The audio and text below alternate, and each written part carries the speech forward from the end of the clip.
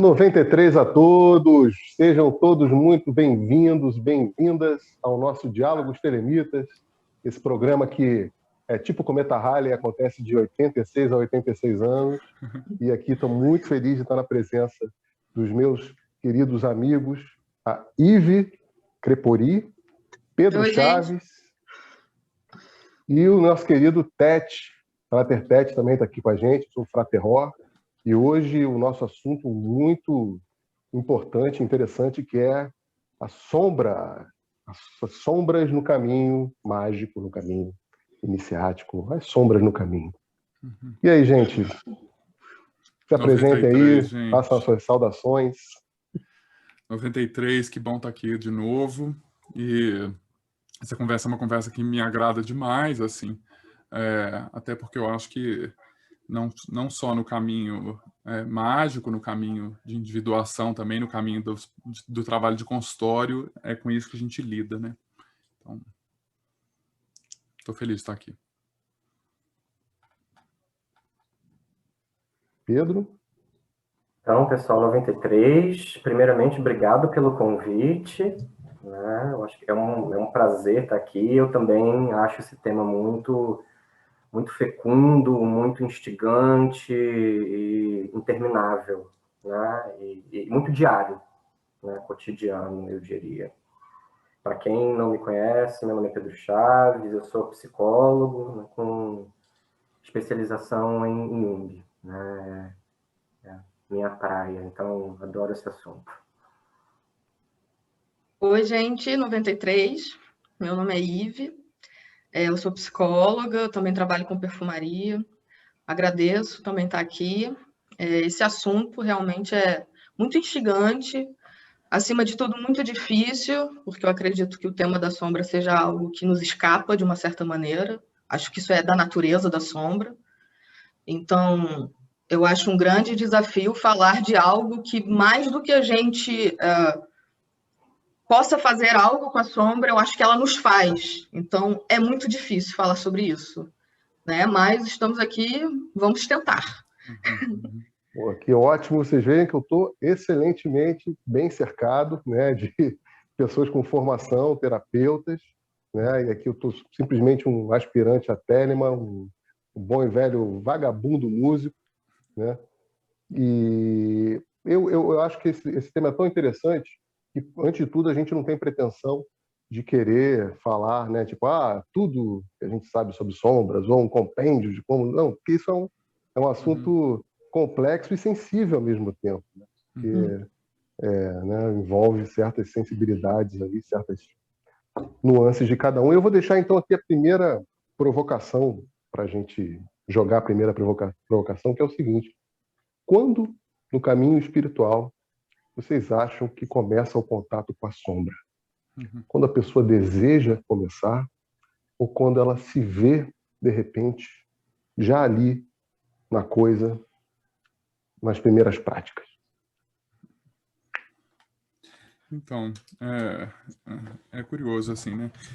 O Jung, quando ele escreveu o Livro Vermelho, ele fala que foi a maior aventura da vida dele, né? Assim, e num comentário que a gente pega do Livro Vermelho, assim, ele vai falar um pouco quando ele vai falar da sombra, ele vai falar sempre associado de alguma maneira, a uma perspectiva mais religiosa, assim, né?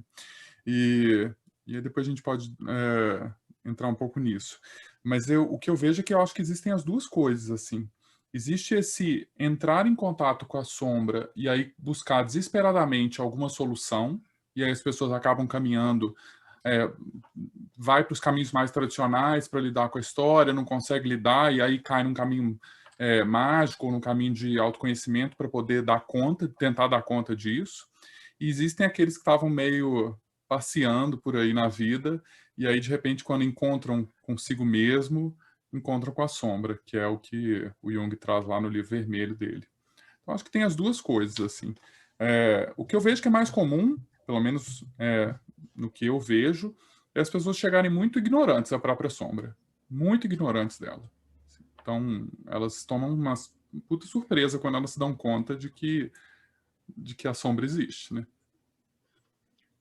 Eu vejo muito dessa maneira também, pode ser a sombra fazendo um convite iniciático expresso, pode ser também uma neurose levando aquele indivíduo para uma tal unilateralidade que a situação dele já se vê tão de uma certa maneira é impelido, né, a procurar alguma coisa. Não dá nem para dizer que é necessariamente a consciência dele procurando aquela iniciação. Eu até diria que a própria sombra, né, instigando mesmo, iniciando, tal qual o diabo, né, que muitas vezes leva tanto a personificação dessa sombra, né, ela cultiva de uma certa maneira a consciência daquele indivíduo a buscar, né? Então acho que são essas duas maneiras, mas eu acho que tem alguns pontos, assim, como que eu posso dizer, maneiras, imagens da gente ver quando alguém está fazendo um trabalho da sombra. O que seria isso, né? Assimilar essa sombra, trazer essa sombra para a consciência, né? E é uma coisa muito comum haverem sonhos, por exemplo, trabalhando a questão da fraternidade excluída, né? O Jung trabalha muito a questão do dogma da Trindade, né? Que é o Pai, Filho, Espírito Santo, e ele postula, né, que houve essa questão de rechaçar o quaternio, né? O número 4, enquanto um representante da matéria, da escuridão, do diabo, da sombra, do feminino, inclusive, né, como uma grande, inclusive, mais uma neurose no sentido machista da coisa, que encarna nesse lugar. Então, tem sonhos que você vê que está tendo um compasso de trindade e aparece um elemento quaternio, né? Eu diria que, em termos oníricos, isso acontece muito. Quando a pessoa está começando a fazer essa assimilação, né, essa integração desses elementos, como que curando essa antinomia, né? Que nos foi trazida aí pela questão do cristianismo, né? Quando ele foi se diferenciando dos cultos a Javé, que já tinha uma certa maldade também dentro de si, né? Ele era bom e mau ao mesmo tempo, ele exercia uma ambiguidade. O cristianismo ele já foi se diferenciando de tal monta que esse quaternio, esse mal, ele foi excluído, né? Então, eu acho que isso é um termômetro assim, para a gente. Né? Começar a lidar com esses elementos do corpo, da terra, do feminino, para mim isso é um sintoma legal assim de estar começando o trabalho.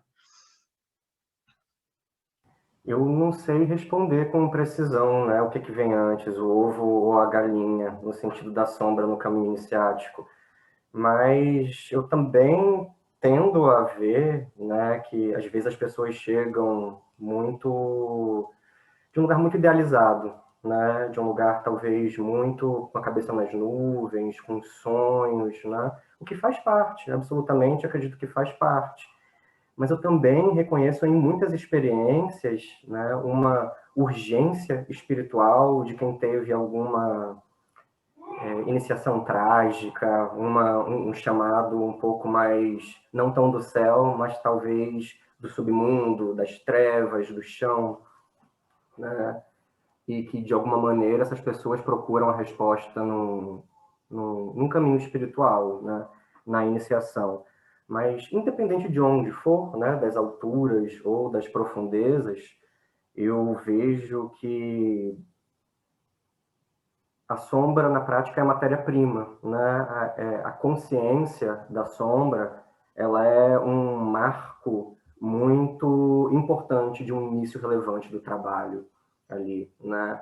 Porque quando a gente começa a ter consciência daquilo que foi rejeitado, daquilo que está dissociado em nós, né? Que a Ivy trouxe, né? Nesse símbolo do quaternio, né? Aquele elemento que foi deixado de fora dos nossos maniqueísmos, né? Aquele elemento que foi tido como inferior, né? Tido como rejeitável. Exatamente quando a gente começa a ter consciência dessa matéria-prima vil, aparentemente ordinária, né? Que está no cotidiano, está no nosso dia a dia, né? Está nos nossos fazeres mais básicos e na nossa constituição mais básica. Eu acho que é aí, né, que realmente o trabalho começa a engrenar, de fato, né? Então, eu não sei quando a consciência da sombra necessariamente começa, mas quando ela começa, tem uma força motriz aí muito importante para o caminho iniciático. É muito interessante alguns pontos que vocês apontaram aí, principalmente da Ivy. Eu vou puxando o fio a partir daí, em coisas que eu estou pensando, veio na cabeça aqui na hora, esse primeiro papel, esse lugar da sombra, às vezes ser o grande comichão, o chamariz iniciatório, né? E aí você lembra que tem 1 milhão de passagens em rituais de iniciação de maçonaria, Rosa Cruz, Golden Dawn, que falam do papel da sombra, né? Cuidado com aquele que espreita atrás da coluna. Na porta do umbral há um ser velado. Cuidado com a sombra. Tem uma iniciação taoísta que usa muito a simbologia do dragão, são 7 dragões, é bonito. Eu lembro disso. A primeira frase é: a pessoa ela está como um dragão numa primeira casa que está sob a lama e que ela fala assim: estou envolto na negritude, estou despojado de mim mesmo. Quer dizer, ela está ali nesse primeiro aspecto, talvez, da sombra, como aquele convite à iniciação, como aquele impulso, né? Mas aí a gente vai entrar na segunda questão, que é, pós isso, né, dentro de um caminho espiritual, que é do que se trata aqui o nosso canal, né? Pós isso, como vocês acham que se dá a primeira percepção da sombra? Pós isso. Me iniciei. Como é que eu vou fazer essa? Como é que a sombra aparece para mim? É fácil? É difícil? Aparece como uma complicação? Aparece como uma negação? Enfim, para mim, às vezes nem aparece. Aquela história do estou despojado de mim mesmo, às vezes parece que é uma coisa legal, né? Ih, o cara tão despojado, né? Quando, na verdade, o cara, tipo, eu estou despojado de mim mesmo. Exatamente. Então, assim, só para jogar essa provocação. Eu até fiquei pensando se está realmente despojado de si mesmo, né? Porque se você está ali no fundo da matéria, na cegueira máxima, quem sabe isso não é realmente, né? É ali que você vai se achar mesmo, né? Um tão perto e um tão longe, né? E essa pergunta que você fez é muito legal, porque ela nos coloca numa sinceridade muito radical, realmente. Porque, como eu disse, né, eu acho muito difícil falar da sombra. E eu fiquei assim, pensando, como falar da sombra da maneira menos hipócrita possível, né?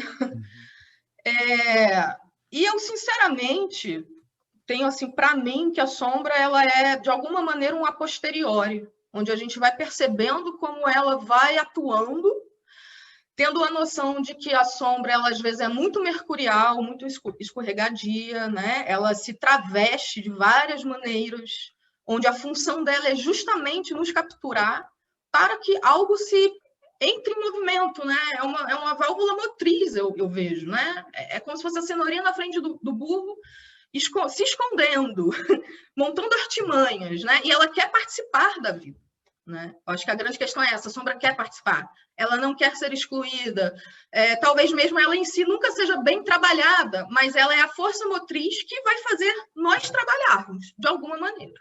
E a posteriori a gente vai percebendo os rastros dessa sombra, como ela vai atuando, né? De modo que a gente possa se colocar num dilema ético mesmo. Eu acho que a sombra ela sempre nos coloca numa encruza. Qual é o dilema ético aqui dessa situação?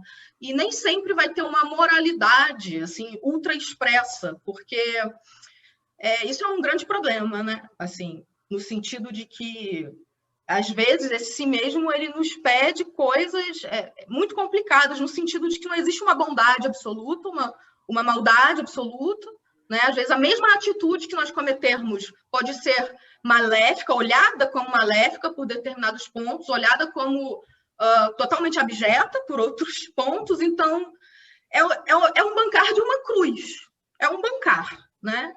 E correr os riscos. Não existe bondade absoluta nem maldade absoluta. Vou fazer aqui só uma pausa provocativa. Fazer uma pausa provocativa aqui, antes da resposta dos dois aqui, que você já apontou 3 caminhos que são muito caros, né? Mercurial, encruza e a moralidade. Logo para mim, que sou um geminiano com ascendente em... Poxa. E aí eu acho que, assim, utopicamente, a gente constrói na nossa cabeça como se houvesse uma possibilidade da gente pegar a sombra na nossa mão e fazer com ela o que a gente quiser. Eu acho isso muito ingênuo. Né? Eu não sou uma meditadora, uma grande meditadora da montanha, que vai lá se isolar e fica anos meditando para saber como é que a sombra funciona nesses termos. talvez tenha uma grande conclusão onde a gente, de alguma maneira, sustente essa sombra? Eu, sinceramente, acredito que não. Eu acredito que o santo é aquele que abraçou a sua humanidade em todos os sentidos, inclusive os escatológicos, né? Não é à toa que o cristianismo ele é bem hardcore também, né? Os gnósticos foram bem hardcore também, né? Inclusive foi entendendo essa antinomia aí de Javé que muitos praticavam, né? Foram para o outro lado, né? Foram realmente chafurdar.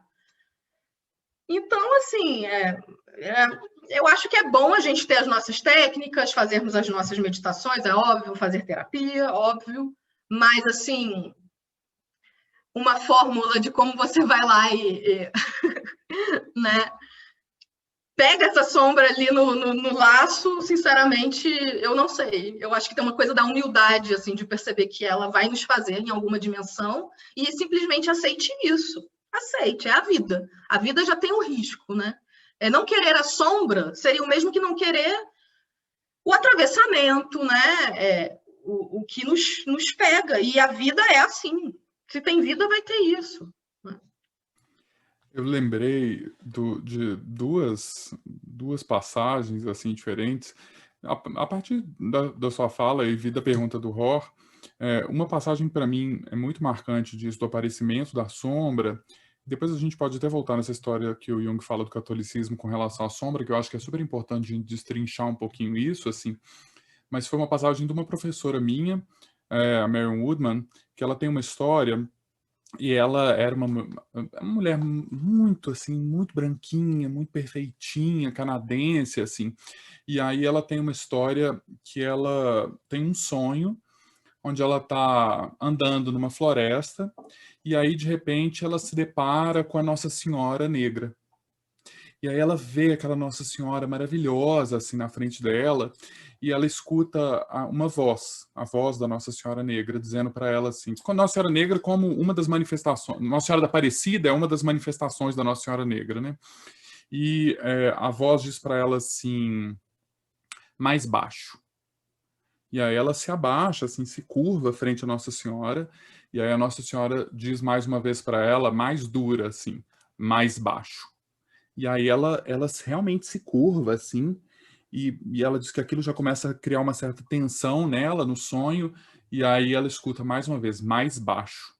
E aí ela coloca os cotovelos, assim, no chão, e ela sente que o chão era de lama. Então ela escuta mais uma vez, assim, mais baixo. E aí ela enfia a cara na lama, frente à Nossa Senhora, e aí ela acorda, né? E ela conta isso como o primeiro encontro dela, tanto com Nossa Senhora Negra, quanto com esse lado da sombra, o lado feminino, a lama, enfim, todo esse aspecto que nela, que tinha, bom, ela era uma mulher marcada pelo que ela chama do vício da perfeição. Ela tinha um quadro de anorexia, ela tinha toda uma questão com relação ao feminino muito forte, então uma mulher muito marcada pelos vícios da perfeição se depara com ter que enfiar a cara na lama para poder experimentar isso. Então, acho que às vezes o primeiro encontro com a sombra, ele vem nesse encontro com esse lado da nossa personalidade que a gente não quer mostrar para os outros, né? Só que eu acho que existe um outro lado que, a mim, ao meu ver, é mais comum no caminho iniciático e no geral das pessoas, é o primeiro encontro com a sombra ser uma projeção da sombra, né? A sombra ser projetada na figura, seja do instrutor, seja do colega, enfim. A sombra aparecer como esse outro que incomoda o sujeito, esse outro que atrapalha, esse outro que não deixa... a minha mulher não deixa fazer as práticas porque ela me cobra, eu não consigo ter disciplina por causa dela, e não sei o quê. Enfim, a sombra como um aspecto da projeção no outro, né? Então, eu acho que isso para mim é sempre um sinal, assim, né? Quando o outro começa a aparecer demais, assim, como um problema, pode saber que há uma projeção da sombra ali, o sujeito não está reconhecendo a si mesmo, né? Eu concordo muito com esse aspecto da projeção como muito frequente, né? A sombra, eu acho que ela nunca aparece muito diretamente, né? Pelo menos para si mesma, né? Ela fica muito mais clara, inclusive para os outros ao nosso redor, do que talvez para nós mesmos, né? Então, talvez ela apareça, com certeza ela aparece através de projeções nossas, e talvez fique mais claro para os outros, né? Aqueles que estão ao nosso redor, muito mais do que para nós mesmos. E outro aspecto que eu acho que pode ser muito, muito eficiente para a gente mapear, né, essa força da sombra é através dos medos, né? Aquilo que eu temo, né? Então, o Diego, né, o Fraterror, né, tinha falado a respeito, né, dessas iniciações em que aparece um guardião do umbral, né? Essa figura, né, que guarda o limiar, que guarda o portal, né? Eu frequentemente vejo como essa figura, na prática, encarna através dos medos, né? Aquilo que eu temo, né? O medo da minha... Eu não sei, né? Os medos que as pessoas têm. Medo de solidão, medo de abandono, medo de arriscar, o medo de dar um passo, né?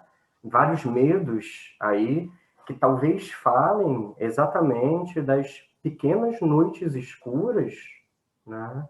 Em que há ali algum tesouro para aquela pessoa formular, para aquela pessoa encontrar, né? Então, de certa forma, né, eu acho que tanto aparecendo projetada nesse outro que é incômodo, né, um antagonista, né, ou nos nossos medos, a gente tem aí na sombra essa figura que a princípio parece do inimigo mesmo, né, que está ali para infernizar, que está ali para atrapalhar, que está ali para ancorar, para não permitir que a gente seja aquilo que a gente idealiza ser, né? Mas, ao mesmo tempo, conta a realidade, né? Essa sombra, essa lama, né? Como no sonho da Marion Woodman, conta a realidade, essa sombra acaba iniciando a gente, né? Porque dá um contorno real de quem a gente é, de fato, de quem a gente tem sido, né? Quando a gente é capaz de olhar para isso, quando a gente é capaz de se relacionar, né? Com essa força. Só um Engraçado que comentário. você... Desculpa. Fala. Não, é só um comentário só para dar duas referências assim que o Pedro citou, que eu acho que são assim, no caminho de quem quer se dedicar ao caminho ocultista, eu acho que são duas referências que precisam ser lidas assim, né? Santa Teresa d'Ávila, que é maravilhoso assim, e São João da Cruz, que o Pedro falou da Noite Escura, eu até deixei, não sei se vai conseguir focar, até deixei aqui para que é uma super referência ao poema de São João, São João da Cruz experimentando a noite escura, então tem que ser lido, assim, são duas coisas que tem que ser lidas. O Jung até conta uma história de Santa Teresa d'Ávila que ele fala que a gente descobre o aspecto da sombra de Santa Teresa d'Ávila muito mais pelas piadas que ela conta da vida dela do que de fato as descrições dos horrores a que ela estava lidando.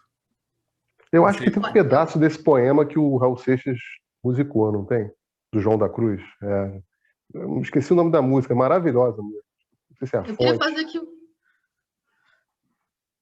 Desculpa, Diego, acho que eu te cortei.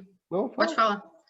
Eu queria só fazer um comentário aqui, né, nesses dois pontos do que o Pedro falou, da descoberta, né, de alguns tesouros e potências a partir da sombra, e disso que o Bernardo falou, das piadas, né? Porque aí que tá, muitas vezes a gente esconde na nossa sombra, não conscientemente, é óbvio, mas a gente tem muita coisa boa ali também, muita coisa leve, muita coisa, né, que não é da esfera necessariamente do mal. A sombra também abarca algo desse mal, né, arquetípico, mas muitas coisas preciosíssimas para a alma humana, né? Então, realmente, é interessante ver essa sombra como um guardião realmente que é o iniciador. Tipo, vai lá, filho, busca lá a sua parada, corre atrás, né? E aprender a jogar com esse trickster, porque a sombra é muito trickster, né? É se testar também, né? Se colocar umas saias justas aí para ver o que acontece, né? Superar o medo. Eu ia falar que tem uma frase final que o Pedro falou, assim, se a pessoa tiver querendo, eu acho que ele usou querendo, se a pessoa estiver querendo realizar o trabalho, estiver pronta para realizar o trabalho. A fala dele, quer dizer, fala de você estava me levando para uma coisa e essa frase final acabou me levando para uma outra, que é justamente esse sentido dos jovens, porque eu agora sou velho, mas dos místicos, né, do misticismo brasileiro, do misticismo de internet, lacrador e tal, né, que a pessoa às vezes tem essa ideia de que o bom mago é aquele que é bem sucedido, tem muito dinheiro, tem muito isso, enfim, um lado material, e ao mesmo tempo esse bom mago ele é indisciplinado, ele é inconstante e de certa forma ele tem uma facilidade enorme de, de esconder ou de maquiar talvez aquilo que seja o primeiro ponto de contato com a sombra, que é uma raiva, né, que esconde uma tristeza, que esconde um medo. Os terapeutas são vocês, não sou eu. Mas isso é uma coisa que eu acho que todos que estão no caminho já passaram e, na verdade, são afluentes dessa potência aí que a gente está começando a tatear, né? Força potente. Mas ela é tão potente que a gente, né, tende a esconder com essas camadas. Óbvio que terapia, pô, tá aí para isso, né, gente? Eu sou até uma pessoa que tende a separar psicologia de magia. Magia, para mim, não é psicologizante, não. Para mim, magia é magia, e depois a gente pode entrar nesse outro subtema, mas como separar isso? Né? Como entender essa dicotomia? Qual dicotomia exatamente? Só para eu entender. A magia e psicologia? Não, essa não. Essa pode ser até um outro tema para a gente tratar mais à frente, isso aí vai ser um tema grande. Eu acredito, eu não sei qual a posição de vocês, mas esse também é uma nova moda, ou não sei, é uma coisa que eu vejo, assim. É aquela história, a minha história é muito mais com tradições afro do que com coisas europeias e americanizadas, então eu não compro muito a ideia de que magia é psicologia, esse tipo de coisa. Eu não compro muito isso, tá? Nunca utilizei isso no meu sistema e meu sistema funciona, tá? Desde que eu comecei a praticar, mas enfim. E eu tô falando de Telemann, não tô nem falando de macumba. Mas enfim, e faço terapia também há uns bons anos, talvez uma década, e acho maravilhoso. Mas a questão era essa: a pessoa, ela às vezes, ela tende a se auto-sabotar ou sabotar esses pontos de encontro com a própria sombra, né? Através de raiva, através de tristeza, através de medo. Quer dizer, qual é a dificuldade que as pessoas têm em acolher essa tristeza, em acolher esse medo, em entrar em contato de fato com isso? Acredito que seria uma das poderosas fórmulas de contato com a sombra, né? Existe uma relação forte entre a sombra individual e a sombra coletiva, né? O Jung vai falar um pouco disso, assim. E aí, a sua pergunta e um pouco da fala anterior da Ivy também me faz pensar um pouco nisso, assim, né? Como é que, por exemplo, essa história do magão da internet, assim, né? A gente vive um momento muito do que a gente está chamando da cultura do cancelamento, né? E a cultura do cancelamento, ela tem também um pouco a ver com essa negação da sombra do outro, né? E por quê? Porque eu não reconheço aquilo em mim, né? Eu sempre contava uma história, quando eu dava aula na faculdade, eu sempre contava uma história daquele... Como é que chamava aquele casal que jogou o bebê da janela? Eu esqueci o nome daquela história. Nardoni. Nardoni, isso, dos Nardoni. Que na época me impressionou muito, assim, como é que a quantidade de pessoas que foram na rua, na porta da casa do casal para linchar o casal, né? Aquilo me impressionou muito, assim, porque eu falei, gente, eu nunca vou sair da minha casa para ir na casa de alguém, para poder ficar lá gritando na frente da casa da pessoa. Assim, isso não. E aquilo, na época, me lembro que foi um evento, assim, coletivo, né, nisso, e a gente nem falava de cultura de cancelamento na época, né, e eu pensando assim, gente, quantas pessoas a gente escuta que querem jogar o bebê da janela, né, mas o quanto que eu não reconheço isso, e aí eu projeto no outro, e aí eu cancelo o outro, e aí eu digo que o outro é mau, o outro é ruim, e o outro é uma bosta, porque eu não consigo ver isso em mim mesmo, né. E eu acho que existe uma coisa da cultura de Instagram e de lacração, né, assim, que é o cara, ou o sujeito, se colocar como o sujeito que domina a própria sombra e ele é senhor da sombra, né, assim. E isso é assim, o que aí trouxe logo no comecinho, né, assim, que eu achei muito bom ela lembrar, assim, que é o quanto que o sujeito tem ele tem a sombra e quanto que a sombra tem ele, né? O quanto que a sombra que tem ele, na verdade, né? Acho que tem um ponto aqui sobre essa pergunta e dialogando com essa... A sombra é aquilo que está dissociado, né? É aquilo que é deixado de fora, é aquilo que é deixado ali como repugnante. E a gente vive uma era narcísica, né? A nossa era é muito caracterizada por muito narcisismo. Narcisismo contém em si uma dificuldade patológica, né, cronificada, de integrar a própria sombra, de olhar para o próprio mal, para a própria sujeira, né? Então, é claro que isso vai ser visto nos outros, né? Agora, o magão da internet, ou fenômenos estilo esses, são fenômenos que estão muito identificados com a persona, né? O que é a persona? É aquela máscara social, né, que a gente tira e põe, né, de acordo com as funções que a gente quer realizar, de acordo com a adaptação a cada ambiente, né? Muitas pessoas estão identificadas com essa persona, né, e se valem dessa identificação para promover uma personalidade mística, exaltada, né, perfeita, ou mesmo de magão das trevas, né, de muito poderoso, né, uma afirmação que eu entendo que é muito mais da ordem de uma inflação, né, do que de uma humanidade mesmo, né, uma humanidade que integra ali todos os elementos que nós somos, né? Inclusive o trivial, o mais baixo, né? O mais baixo. Acho que para essas pessoas, inclusive para esses lords, ladies das trevas, está faltando um pouco o mais baixo, o mais baixo. Uma postura não de falsa modéstia, né? Não é de humildade oca, assim, mas é de admitir um estatuto de que iniciação é aprendizado, né? Aprendizado contínuo mesmo, né? Tem algo aí que é uma receptividade de estar sempre disposto a aprender, né? E talvez considerar que a gente nunca vai liquidar o problema da sombra, né? Não é como se a gente fosse chegar num estado em que integrei a minha sombra e pronto, né? Estou livre de suas influências. Não, isso é uma loucura ideal, né? Da mesma forma que a gente nunca vai se ver livre de projeções, né?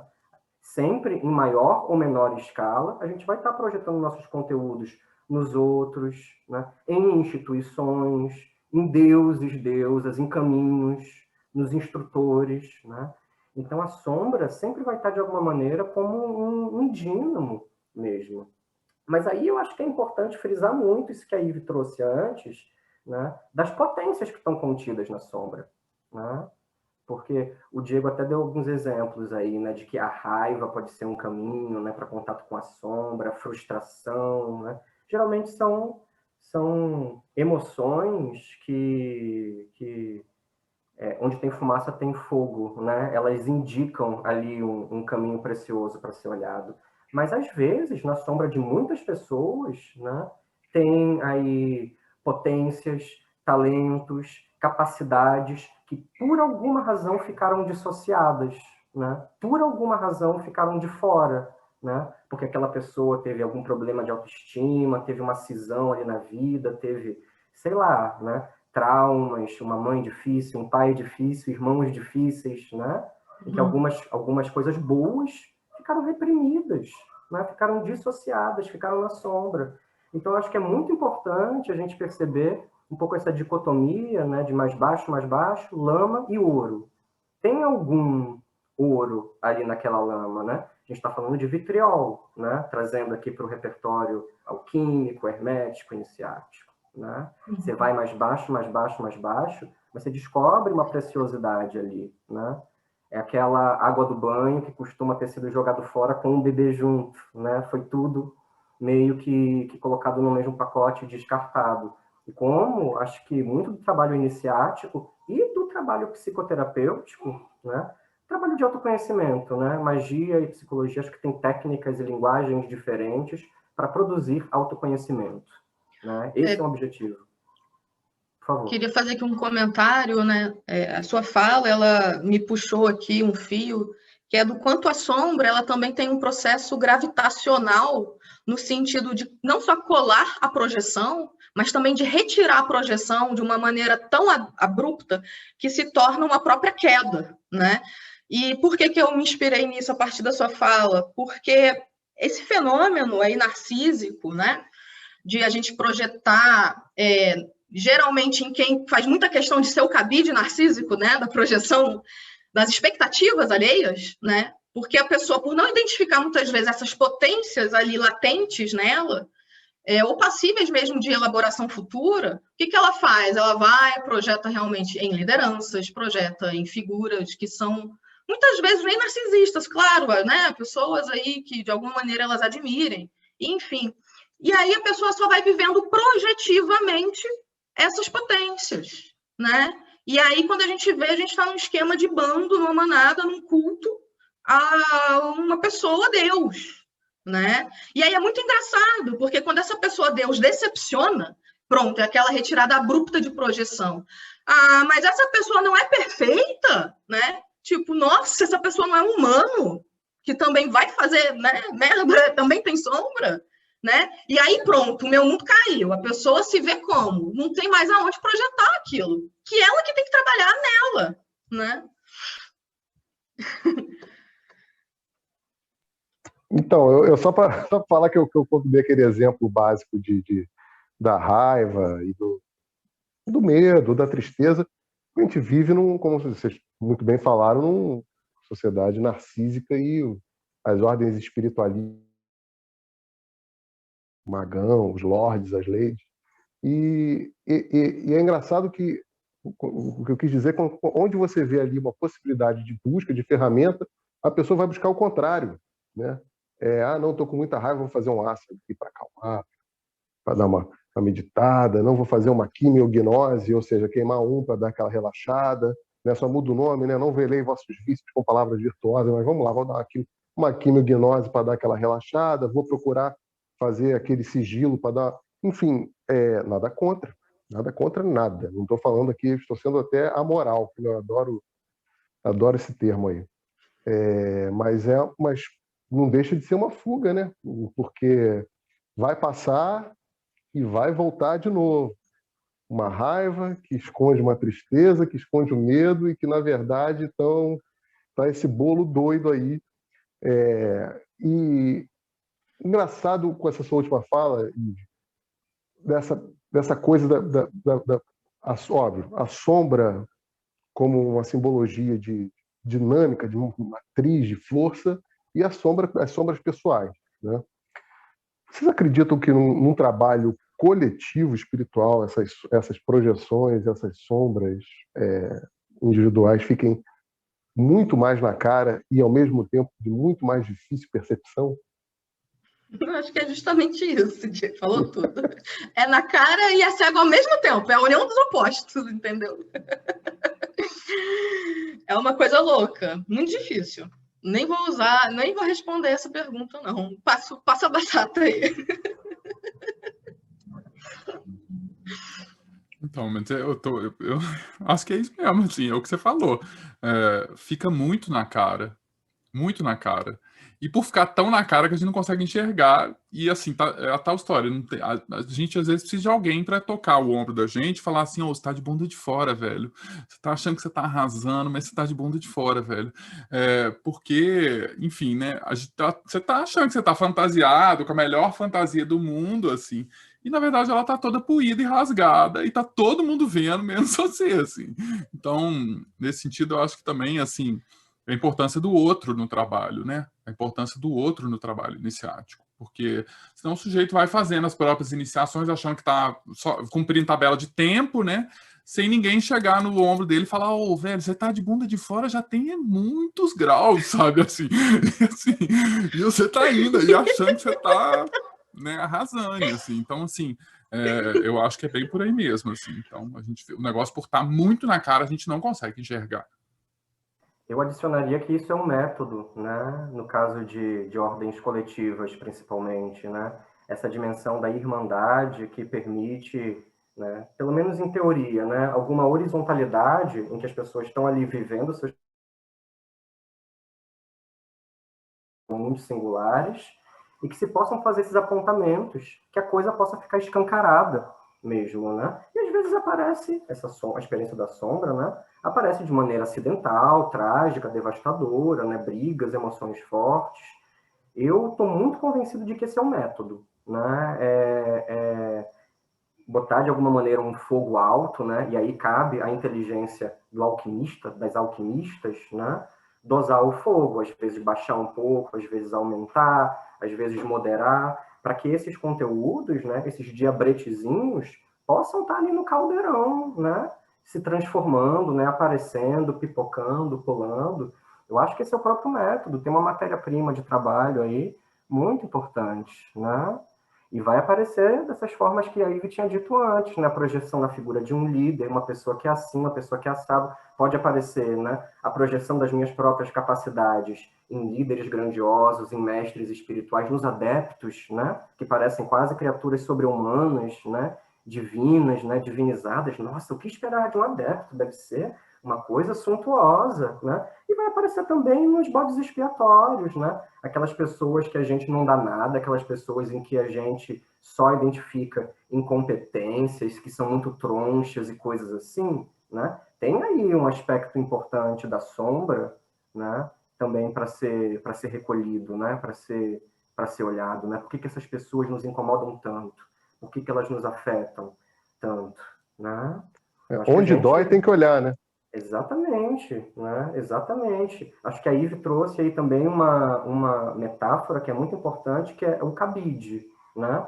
Por exemplo, pode até dizer, ué, você está projetando isso aqui em mim, né? Tá, mas por que isso está colando de alguma forma? Que cabide é esse, né? Para a roupa, essa roupa sombria que está sendo vestida, né? Se aquilo me afetou de alguma forma, não quer dizer que eu precise me identificar com aquilo, não é isso, né? Não é para a gente levar para o lado da identificação, mas é para levar para um lado de que a gente precisa trabalhar aquilo. Em algo afeta, né? Onde tem afeto, tem um trabalho a ser desenvolvido ali. É isso. E, Pedro, essa sua fala me fez pensar muito no que talvez seja alguma dinâmica. Eu ia falar inversa sombra, mas talvez ainda seja sombrio. Quando o indivíduo acaba introjetando muito também o que projetam nele. E às vezes a pessoa nem é cabide, né? Às vezes são pessoas frágeis, com muitos traumas, muito suscetíveis, né? Com um ego muito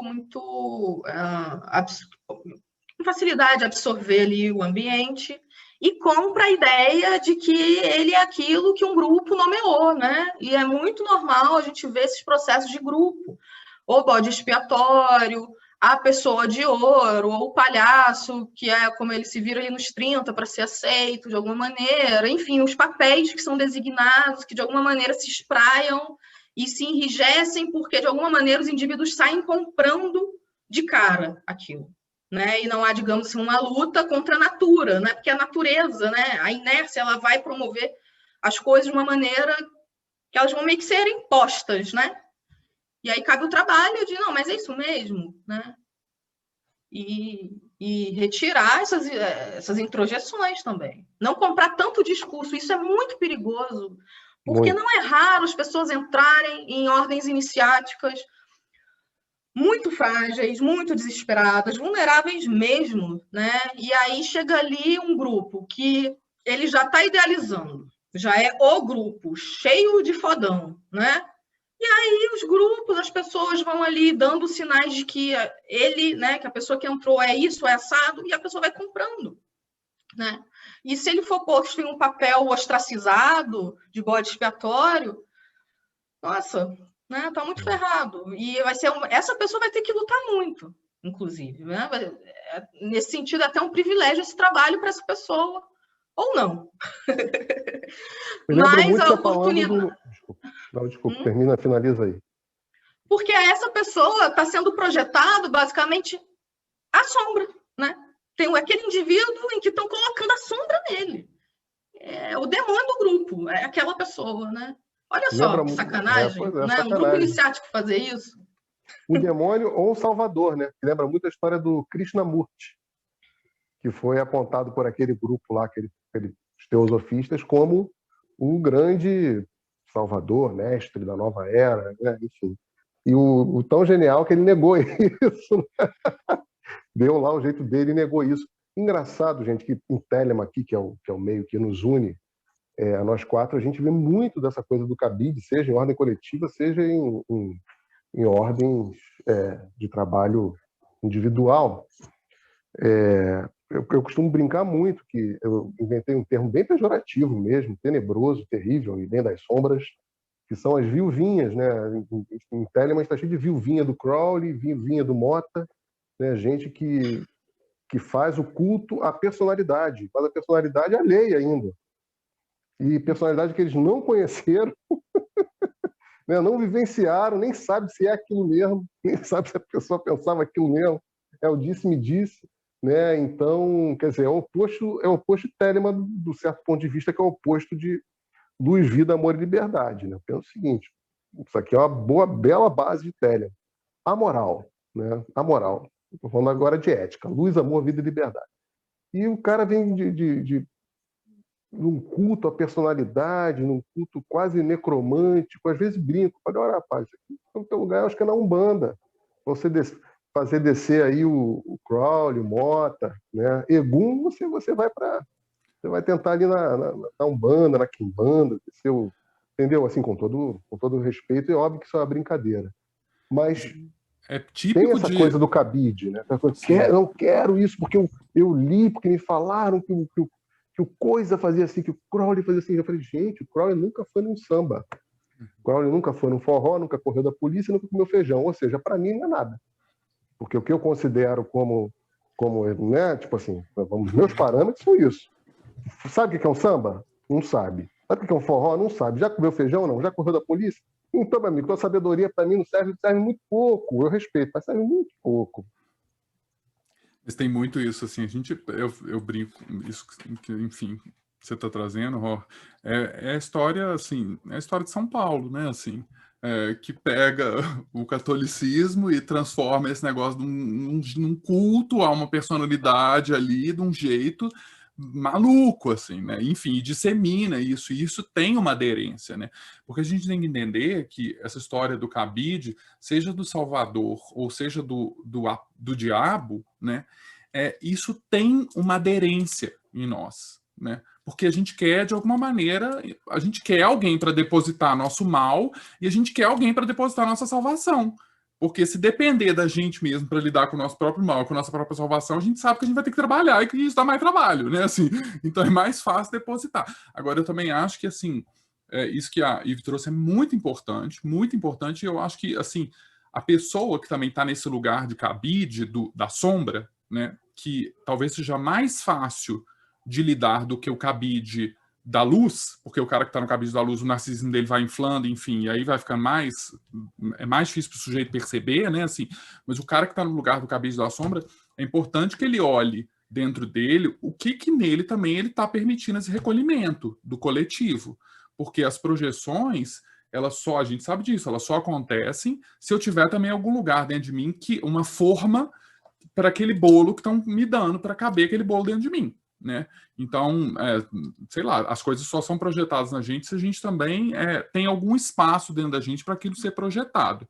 É claro que é bom a gente saber que a gente tem o assassino, o estuprador, a gente tem todo mundo dentro da gente, né? Mas o quanto que disso está não integrado, né? Assim, essa história... Bom, depois eu volto num outro ponto. Eu acho que isso que você falou, Bernardo, é bem aquele conceito do Jung da imitatio Christi, né? Tem ali uma cruz para ser carregada, mas Jesus ou Salvador, né, carregam e eu lavo aqui minhas mãos, quero que façam um trabalho, aí vou vivendo tudo projetivamente, né? Imitando ali um modus operandi, que é a da individuação, né, que é representada aí por carregar esses opostos, essas cruzes dentro de si. Esses personagens aí escatológicos que você falou, do estuprador e do assassino mesmo, né, que todos nós temos em potencial, né? Sim. E essa história do imitatio Cristo, né, assim, Crestus, que quando o Jung ele vai falar um pouco... Bom, eu também acho que psicologia e magia são coisas diferentes, só para voltar na história que o Ró falou, mas porque ele vai dizer uma coisa que é muito curiosa, ele vai falar que Cristo, ele foi... Bom, primeiro que durante muito tempo o Jung, ele foi acusado de ser gnóstico, porque primeiro ele dizia assim, das duas uma, ou Cristo não era humano, então ele era uma outra coisa que não era humana, então é isso, ou senão ele tinha sombra. E aí ele vai falar, enfim, ele tem uma grande discussão sobre isso, e ele vai falar o seguinte, que a ideia que ele entende da história é que ele fala que Cristo se separou da sua sombra, né? Ele fez uma separação, ele projetou essa sombra nessa figura do diabo, do opositor, e essa cisão. Ele fala que no cristianismo foi muito importante porque isso tornou o problema da sombra um problema individual, né? É muito interessante num seminário dele que ele vai falar da confissão negativa dos pecados que a gente tem no Egito, né? Como é que da confissão negativa dos pecados, então as pessoas só diziam os 42 pecados que elas não cometeram, né? Isso vai para isso no cristianismo, não, você tem que confessar o que você cometeu, né? E aí o problema da sombra, ele se torna um problema também só psicológico, ele se torna um problema do sujeito individual, né? E aí eu acho que tem um aspecto interessante para a gente pensar assim, que eu acho que não existe trabalho espiritual sem um questionamento disso, assim, do que é uma sombra coletiva daquele trabalho, o que é o aspecto arquetípico do mal naquele trabalho, né? Porque quando a gente também está falando da sombra, a gente também está falando sobre a natureza do mal, né? Então, você está falando daquela questão da privatio boni, né? Do mal ser ausência de bem, né? O summum bonum, né? Eu acho que isso até em Telema, né? A gente vive isso ainda, de uma certa maneira. A gente está nesse aspecto psicológico ainda, né? Só que o Jung, ele fala, né, que o ideal seria fazer o mal participar como existência, só que como fazer isso sem causar destruição? É uma resposta que a gente não tem ainda também, né? Ele é tão legal que ele vai falar já vou deixar de falar, Pedro, mas só por causa disso, do convidar o mal, que ele fala, o Jung ele vai comentar aqui em alemão, né, o Pai Nosso, ele pode, não nos conduzai à tentação, né, poderia ser uma tradução possível, né, não nos conduzai à tentação, né, assim, então que de alguma maneira Deus teria uma tendência a nos conduzir ao mal, assim, convidar o mal como um aspecto de trabalho, né, assim. Muito sincronístico, que eu estava lendo isso, ele falando acho que era a neta dele, falando, não, mas eu não vou rezar isso. Como assim Deus faria a gente ser conduzido para o mal? Ele não faria isso, ele é bonzinho, né? Mas em alemão tem esse aspecto bem Javé, né? Mão esquerda e mão direita, bem mal, né? E por um lado é isso mesmo, né? Só que o Jung ele fala que Javé ao mesmo tempo era muito arcaico, muito primitivo, e que essa ambiguidade dele, de uma certa maneira, deflagrava uma inconsciência, né? Me parece que o Jung tinha um projeto de fazer a quaternidade, esse mal, ser reintegrado, mas, ao mesmo tempo, ser formulada uma nova consciência. E eu acho isso muito telêmico, né? No ponto se a gente for pegar aquela coisa de que Telema é cristianismo 2.0, né? É uma evolução, é um projeto, a gente ainda não sabe como seria isso, né? Mas eu acredito que seja para onde a gente deve ir, e não sei a que custo, não sei a que sacrifícios. É realmente uma realidade que pode nos parecer muito medonha, muito apocalíptica, inclusive, né? Agora o Jung parece um Valentim Basílides 2.0, hein? Esse conceito aí do Javé aí. Não me chama de gnóstico, não. E ele até faz um elogio. Ele faz até um elogio. A Valentim, ele faz até um elogio nisso. Ele fala assim, esse cara sabia de algumas coisas e tal. Ele era super gnóstico. Ele era um sujeito gnóstico. Né? Ele era gnóstico, 7 sermões aos mortos. Ele assina como Basílides, né? Ele assina, né? Eu acho muito, muito interessante perceber, né, essa questão, quando a gente grifa o aspecto do mal, né, que a sombra traz, seja a sombra coletiva, né, que é o mal da nossa sociedade, né, o mal dos nossos pares, como importante de ser olhado, integrado, discriminado, né? Eu estava até conversando isso com a Ive há uns 3 dias atrás, assim, né? Como esse trecho que o Rohr trouxe um pouco antes, eu não queria perder essa deixa, né? Que é o não veleis vossos vícios em palavras virtuosas, né? Eu acho que tem aí, né, uma proposta ética já contida no livro da lei, de uma forma sobre como lidar com a sombra, né? E depois está dito, né? Não veleis vossos vícios em palavras virtuosas, eles são meu serviço. né? Então, Hadid está colocando, né, essas expressões sombrias que podem aparecer na forma de vício, né, como serviço dele, né, uma manifestação dessa energia vital, né, uma expressão de libido, né, em linguagem mais psicológica. E aí eu acho que pode ser muito importante, né, a gente também trazer um pouco o mal dessa esfera.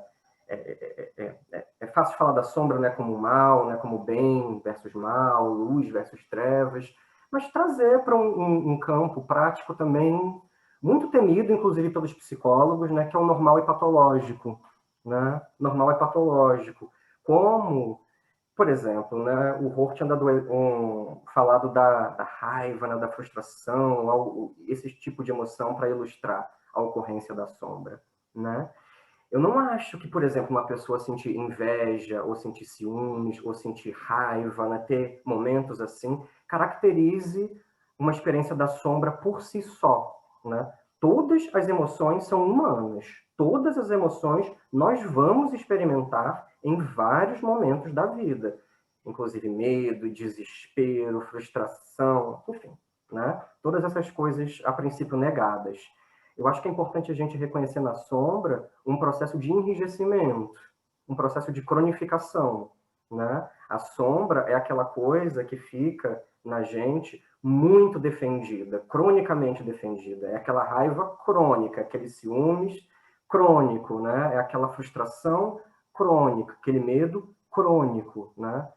E nisso, a gente, num repertório psicológico, está entrando na seara da patologia, né? O que é patologia? Aquilo que faz sofrer, né? Aquelas paixões, né, que causam dor, né? Ou, fazendo uma analogia herética, talvez, com o livro da lei, né? São aqueles vícios, né, que nos colocam tendendo à compulsão, né?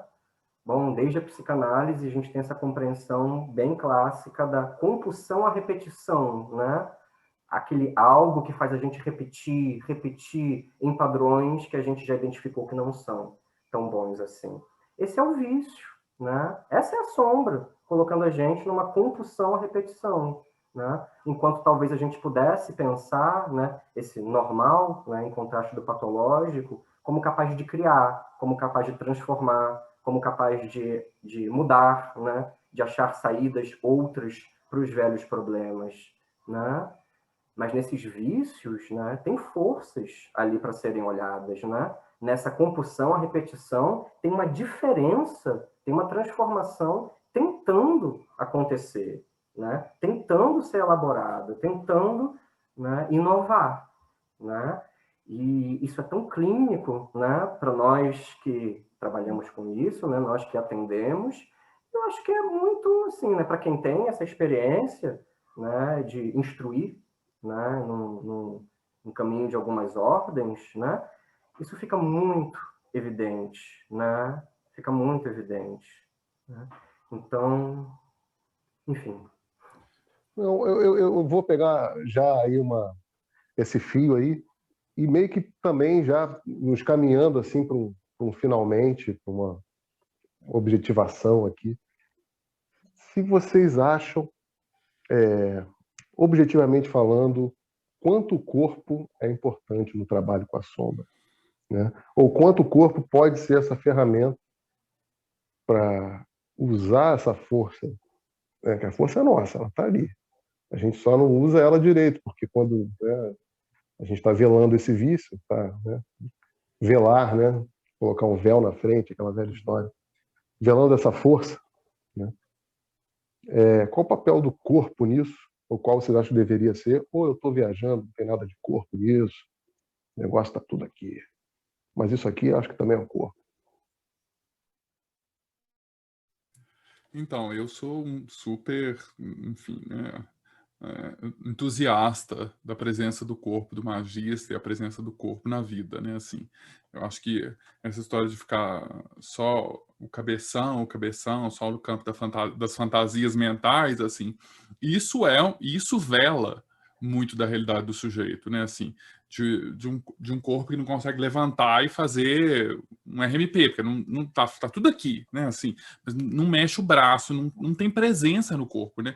E de fato o corpo ele traz para a gente, esse apontamento seu é muito bom, assim, né? O corpo ele vai trazer para a gente muitos sinais e indícios de onde de onde a gente está depositando as coisas e de onde a gente precisa ir recolher algumas coisas, assim, né? Então, eu acho que assim a gente, enfim, enquanto coletivo, né, a gente precisa falar um pouco mais esse aspecto do corpo do magista, sim, porque isso vai trazer, sim, as nossas sombras, né? Quando você, por exemplo, fala do Crowley nunca ter comido feijão, ido num samba, corrido da polícia, né? São todas experiências de corpo, né? São experiências de corpo, né? E são experiências de corpo que trazem, de fato, uma percepção de realidade muito diferente, assim, né? Então, tô totalmente contigo nesse ponto, assim. Nunca usou um perfume da Eve, não sabe o que ele está perdendo. Total. Pois é, eu concordo que o corpo tem que fazer parte, sim, né? A gente vive realmente até hoje essa questão dos nossos que fundaram tudo. Acho que realmente necessita-se uma virada de paradigma, que eu acho que, na verdade, está bem distante. Mas eu acho que tem que puxar... Não que tem que, né? Tem que nada. Eu acho que a pessoa também ela tem que ter uns... É engraçado que a gente tenta fugir de alguns termos, mas ele vai até. Mas a pessoa, se ela meditar um pouco, se ela tranquilizar um pouco, acho que ela vai perceber a necessidade que ela tem, né? Às vezes a pessoa, caso ela tenha o privilégio de ser muito corpórea, já pode ser que para ela represente uma diferenciação, né, lidar um pouquinho mais também com o mundo da mente, né? Por que não? Né? Então depende. Isso posto, acho que de modo geral nos meios assim, ocultistas tende-se mesmo a ficar muito no cabeção e é bom puxar para a sensoriedade, sim, né? Eu acho que quando a gente está falando de emoções, quando a gente está falando de sensações, de desejos, a gente já está falando de corpo, né? Eu acho muito importante se conscientizar disso, né? Um coração que aperta, uma garganta que trava, né? Um estômago que embrulha, borboletas no estômago. Corpo, corpo, corpo, né? São todas experiências corpóreas. Eu acredito que não é à toa, né, que, por exemplo, no método da AA, né, a primeira sefira, né, a ser trabalhada é Malkuth. O corpo é o portal da iniciação, né? O corpo é o portal da iniciação. Eu acredito muito que a gente vai aprofundando nesse corpo, né? E que, inclusive, as representações mentais, as imagens, as fantasias, os voos, são aprofundamentos nesse corpo, né? A questão é ter consciência de que a gente está o tempo inteiro falando de processos corporificados. E sabe o que eu acho? Talvez anterior ao próprio corpo, o que vem é a atenção. E aí, em um momento, você vai perceber que é realmente corpo e mente juntos, e a gente já não necessita mais dessa cisão, inclusive da linguagem, né? A gente já está partindo de um pressuposto que essas instâncias já estão integradas. Então, eu estou falando tal coisa, como que isso me motiva? O que está rolando aqui no meu corpo? Essa atenção vai vir naturalmente. Tá vindo um pensamento, vindo um cabeção. Às vezes a pessoa está tão neurótica, o corpo dela está ali, cheio de somatizações. Mas ela não percebe, ela não quer ouvir o corpo. Mas está ali. O corpo está atuando, ele não está, né, pairando, ele boiando, está ali. E sofrendo os processos dele. Né? Não, é engraçado que o Pedro puxou esse assunto que você veio complementar, que no caminho lá, como ele falou, da AA, você tem aí uma série de práticas que são básicas e depois elas podem e devem ser melhor estruturadas, que são essas práticas de corpo, né? Um asana, né? Que é a imobilidade, vamos usar os termos portugueses, a imobilidade, a respiração rítmica do pranayama, né? Os testes de acuidade, de percepção visual, né? Nada impede de você também trabalhar olfato, você trabalhar, sim, limites físicos, né? Você trabalhar, sim, por exemplo, agora eu vou contar uma história. Em determinado momento no trabalho espiritual, quem era instruído do Marcelo Ramos Mota, e ele sugeria a pessoa fazer uma arte marcial. Geralmente mulheres. Vai fazer uma arte marcial e tal. Eu sugiro que a pessoa vá fazer dança, né? Vai fazer uma dança. Porque o mundo já está marcial demais. Naquela época, talvez, em 1960, fosse mais tranquilo. Hoje o mundo está marcial demais. Vamos fazer uma dança. Mas que dança? Balé clássico. Balé! Vai fazer balé clássico. Quer dizer, entrar em contato com essas forças, essas energias que, querendo ou não, estão dentro da gente. Estão nesse estômago embrulhado, estão na borboleta, estão no peito que pesa, estão no ombro que nunca... estou com certa tensão aqui. Né? Ou então com aquela dor de cabeça que nunca passa. Enfim, são coisas que estão também dentro, né, gente? E eu queria, na verdade, levando-nos aos finalmente, porque acredito que esse papo está muito bom, está bom demais. Eu prefiro depois fazer uma parte 2 dele do que a gente fazer um programa de 4 horas, assim, a gente faz a parte 2, marca um outro tema para a gente, né, e expor um pouco que a gente falou sobre sombra, muito pouco, de maneira bem genérica, mas acredito que a gente já deu aí uma bela ideia para os nossos teleouvintes e espectadores aí do YouTube. Então, vou deixar aqui o meu recado final, que é esse: olhem para os seus corpos. Mas os profissionais estão aqui, eu vou deixar eles finalizarem. E queria agradecer muito a presença de vocês, Ive, Pedro, Tete. Força e fogo são de nós. Olha, tanta coisa que vocês falaram, que na hora me veio falando, vocês estavam falando da coisa gnóstica, né, da coisa do cabide. Eu estou lendo muito Fernando Pessoa, aquele poema Tabacaria, né? Tu que consolas, que não existe, e por isso consolas. Olha que coisa maravilhosa. E estamos aqui todos nós, escravos cardíacos das estrelas. Então é isso, gente. Ó, um beijão, por favor, façam aí as suas saudações finais. Eu só queria agradecer mesmo, também adorei o papo aí com vocês. Muito obrigada aí pela escuta, pela generosidade. E acho que é isso, assim.